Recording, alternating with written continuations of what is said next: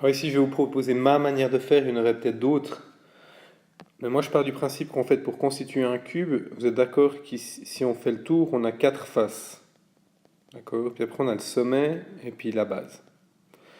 Donc, si on a 4 faces, ça veut dire qu'on a quelque part 4 cubes qui doivent être en série. Puis après, pour compléter la forme, 4 carrés, pardon, pour compléter la forme, ben, on devrait en avoir 3. Un pour le sommet, un pour le côté et un pour l'autre. C'est le chemin le plus court pour relier ces trois-là. Et puis 4 pour l'autre. Donc la figure qui s'apparente le plus à ça, c'est la E.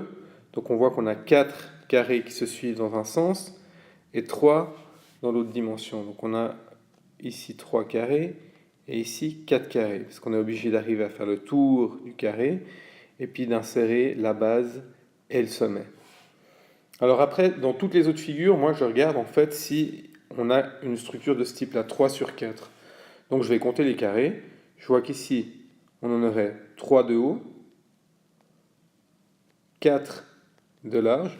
Donc a priori, on va réussir à faire et le tour et de poser le sommet et la base. Celui-ci, on est 2 sur 5. Donc là, ça ne va pas jouer. Pour le C, on est 3 sur 3. Donc là, ça ne va pas jouer non plus. Le D, tous les carrés à la suite, 6, ça ne va pas jouer. Le F, on est 3 carrés de haut pour 4 de large. Donc ça, ce sera bon. Et le G, là, il me semble qu'il y a un peu trop de carrés. On est à 4 carrés de haut pour 4 carrés de large. Donc ça ne va pas jouer non plus.